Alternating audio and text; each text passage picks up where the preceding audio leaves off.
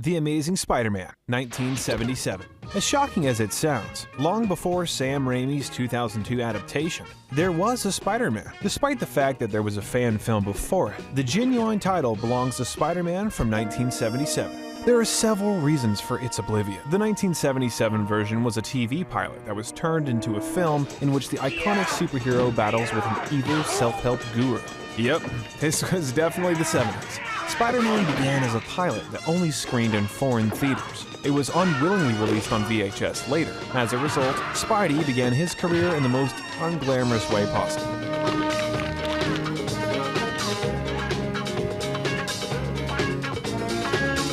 Spider-Man Strikes Back, 1978.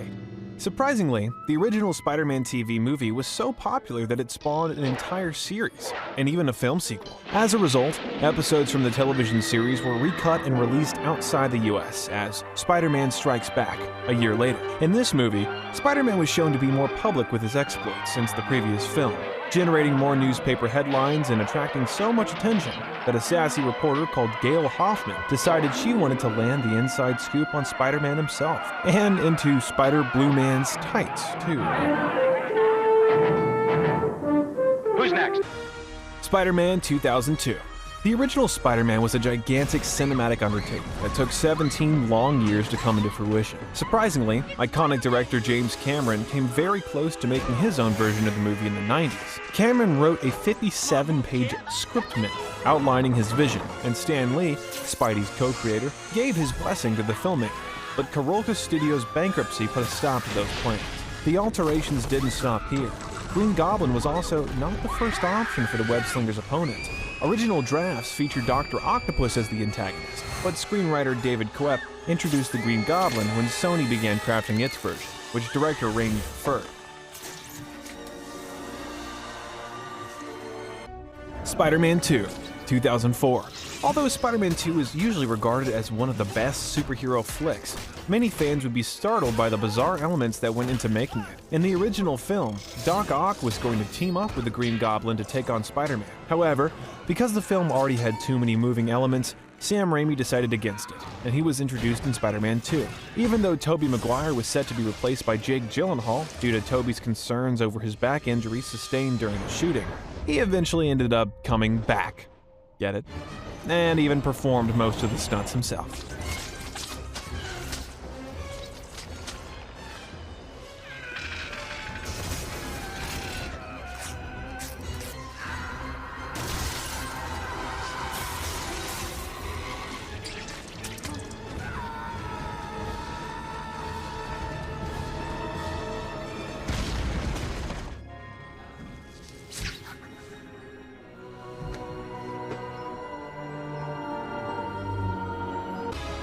Spider-Man 3, 2007.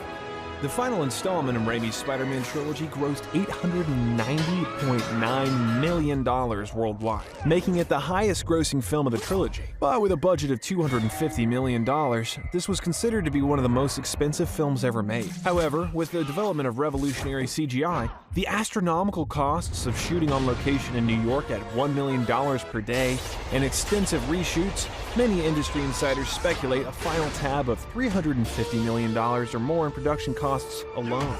Additionally, the visual effects needed to depict the Sandman's abilities took 3 years to build, and various sand experiments were carried out to better understand the dynamics of sand.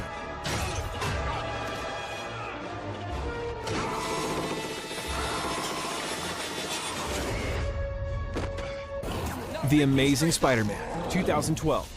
The 2010s kicked off with Mark Webb's Amazing Spider-Man reboot, which also kicked off Andrew Garfield and Emma Stone's off-screen romance. Sony Pictures had started pre-production on Spider-Man 4, a direct sequel to the original film trilogy, before deciding to create this film as a reboot instead.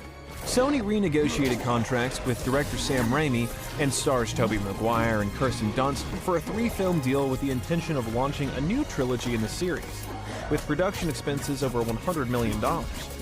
Raimi dissatisfied with the script, and tensions between Raimi, Maguire, and the studio growing, Sony decided to cancel the movie and reboot the series instead.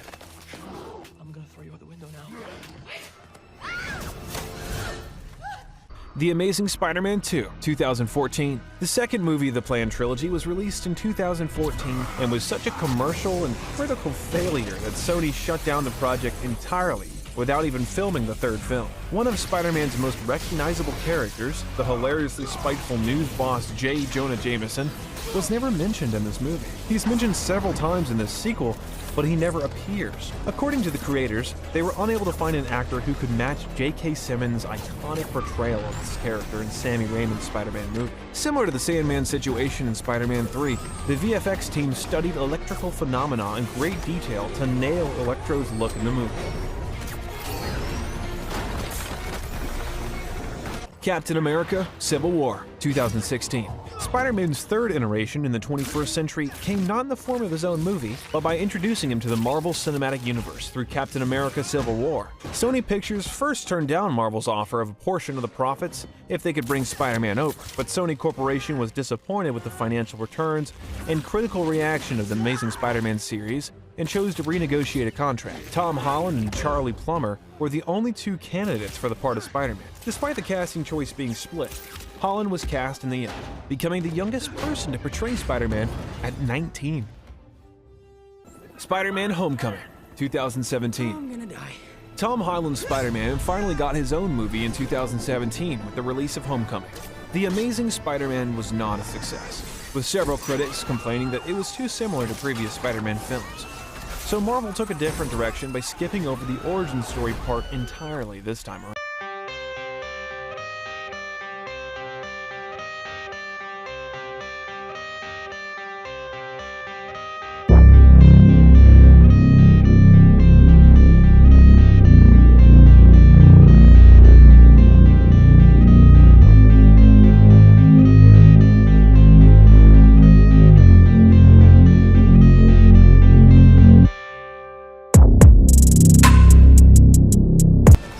Avengers: Infinity War, 2018.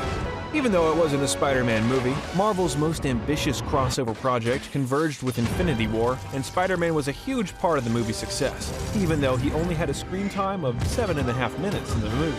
Because he exposed too many secrets in Spider-Man: Homecoming, Tom Holland was not allowed to see the script for this film.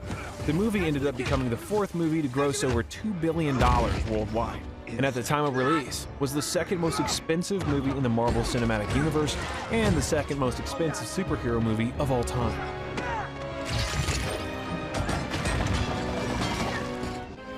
Avengers: Endgame, 2019. The final installment of Marvel's third phase was also its longest film ever and took the world by storm, becoming the highest-grossing movie of all time, collecting more than $2.8 billion in box office sales. When it came to the idea of time travel, the writers consulted actual experts on quantum mechanics and time travel. Endgame is said to have cost between $350 to $400 million to make. This makes it one of the most costly films ever made. A sneak peek of Spider-Man: Far From Home was included in the post-credits scene added for the re-release of this film, setting up the stage for what was to come next.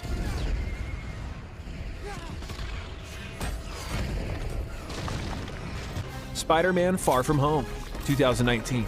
Marvel's fourth phase started off with the next chapter of Spider-Man's life, 8 months after the events of Avengers: Endgame. Mysterio was supposed to be one of the villains in Sam Raimi's canceled Spider-Man 4, but the film never saw the light of day. Throughout the film, Jake Gyllenhaal is practically never seen without his full superhero costume. It was suggested to him that he changed into something else for various sequels.